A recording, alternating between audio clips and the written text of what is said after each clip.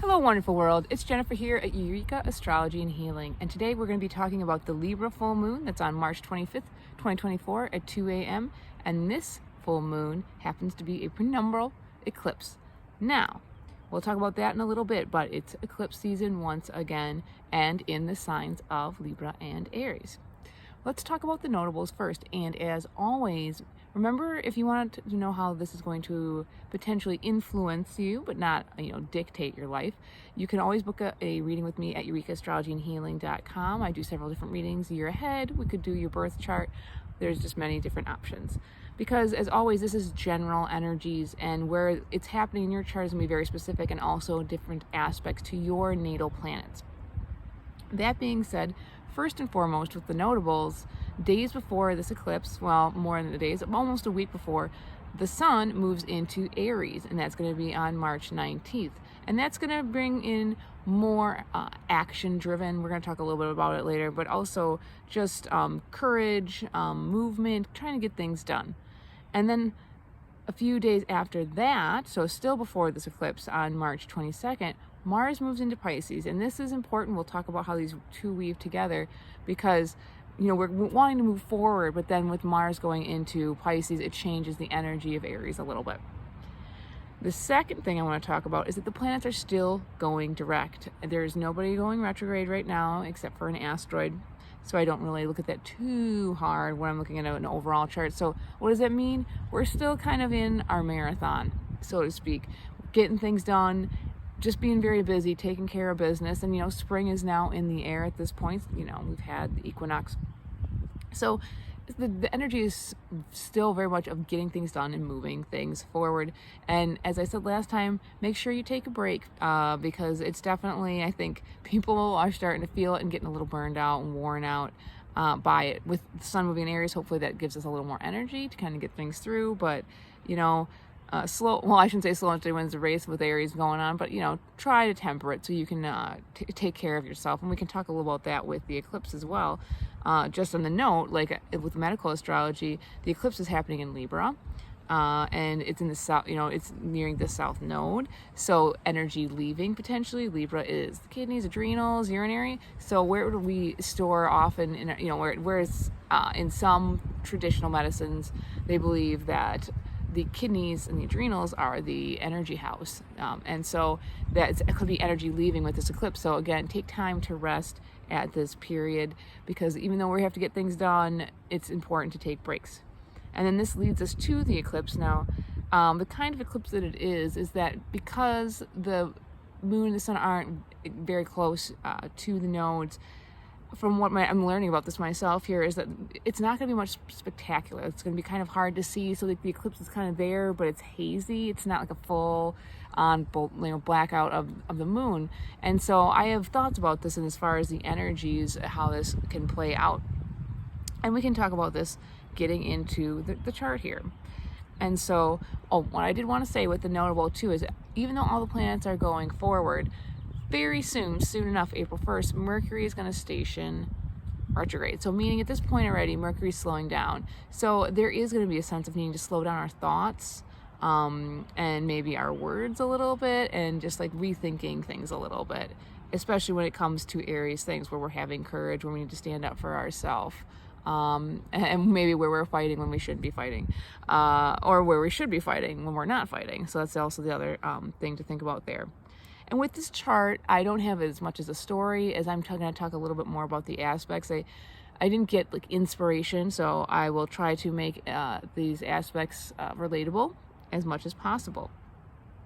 And so when I was talking about the first, the sun moving into Aries, that's drying things out. We were in Pisces before, and Pisces is very dreamy, watery. It's go with the flow. It's very flexible, but sometimes it can feel like you're drowning in the sea a little bit. Like, having a hard time getting things done. Like, I just need to sleep. I need a nap. I need to, rest, or maybe want to create some things, have a little bit of a good time.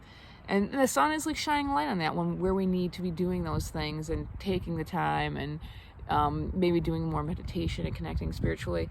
Well, when the sun moves in to Aries, that's the start of the wheel, so to speak, in the zodiacal, wheel. And so it's the infant, it's new, but it's like, let's go. It's that fresh energy. It's that sprout. And so we're coming in kind of drying off a little bit. We're not so soggy anymore. There is still a lot of planets in Pisces because it's a very wet sign, but the sun itself is not getting dampened down by the wetness. So there's going to be this fire and this spark.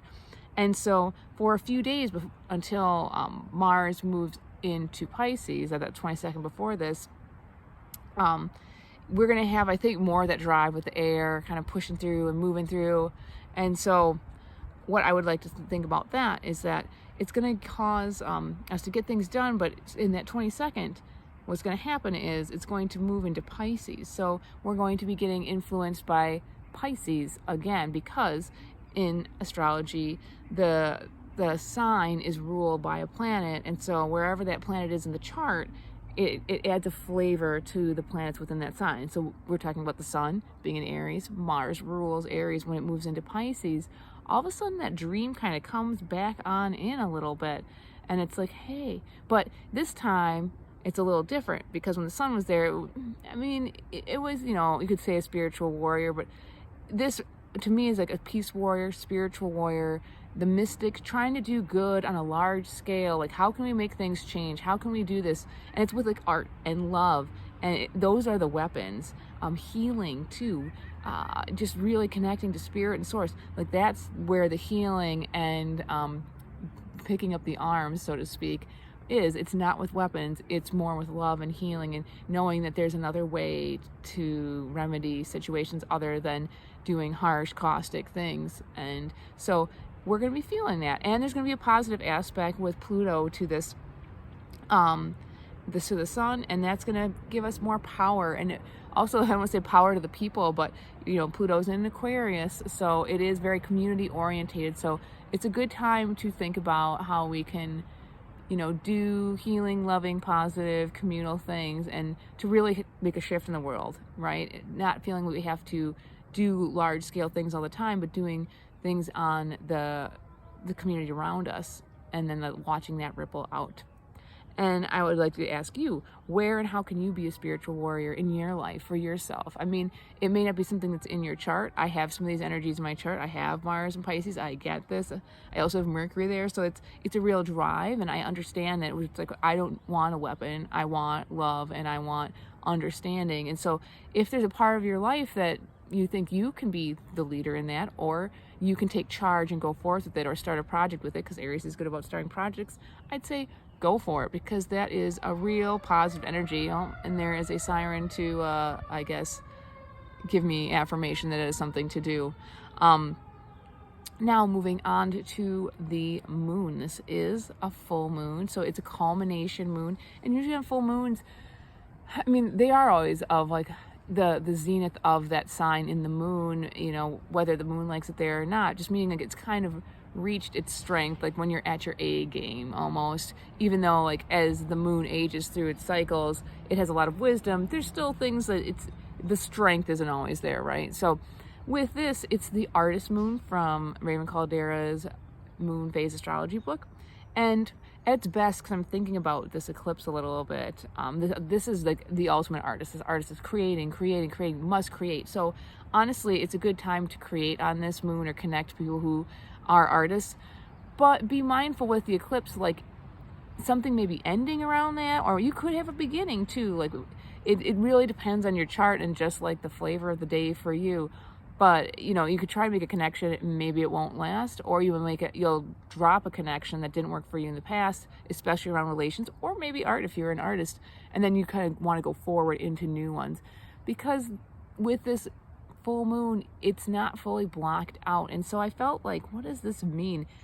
Not that we can't fully see what needs to end, or we kind of have a feeling or an instinct. I'm going to say instinct because it's Aries.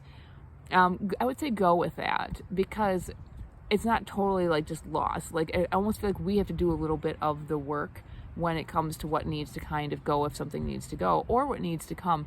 Trust the instinct, because that's the Aries part of this. Aries is, and with having influence by Pisces, it can bring a little bit of the intuition too. Like, go with your intuition, go with your instinct. That's what I would say on this eclipse here, and it's including especially for things that may be going in and coming out of that.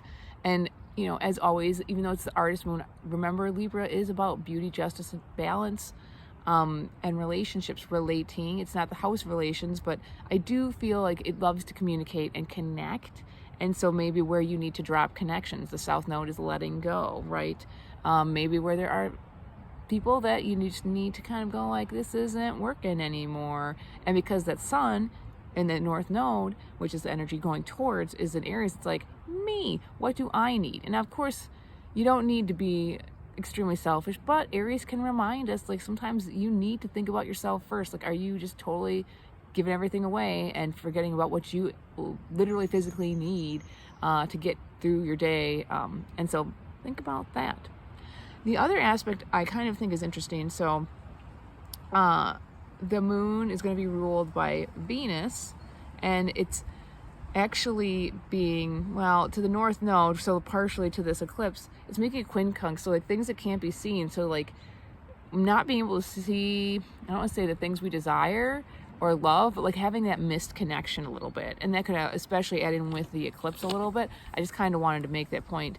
Venus is in Pisces, so like dreaming again, dreaming and sleeping and creating and, you know, meditating and doing more spiritual work. So there's something about maybe missed connections within the realm of maybe other people that you're trying to work with or connect with that maybe doesn't quite sink in or get what you're up to. But on the positive, that same Venus in Pisces is making a harmonious aspect to Jupiter. So the two benefics, like the, you know, pretty much the day before, have made a sextile, which is really like, again, we've been talking about, what do you want to grow? What's the dream you want to grow? It's like, here you go. I'm putting what I love with the thing I want to grow. It's like fertilizer kind of on that dream. And having Saturn very close, not exact conjunct to Venus, so it's kind of like, even though it kind of may want to say like, wow, but you need to do this and that, in some ways it helps make sure you stabilize and be like, yeah, you need to do this and that, but go with that dream, put that fertilizer, put that good soil, put that good water on, and everything else that you want to love, right, into it with the Venus, and watch it grow. And maybe it won't be instant, but with that Sun in Aries, that could really help things out. I think that this eclipse will have its own strength, but I really think that the next eclipse in April, which will be the new moon in Aries, is going to be, I think, a little more exacting and a little more felt, because it's got to do with Aries, and it's I believe it's a total eclipse. I'll have to verify that, but it's going to be a little bit stronger, and it's going to be the solar eclipse, so like the sun getting blocked out, you know, and when the sun completely gets blocked out in the day, that really takes away vitality. So it'll be kind of an interesting one. But for this, you know, like I said, there's a lot of positive aspects, some challenges, so just kind of see how the day unfolds.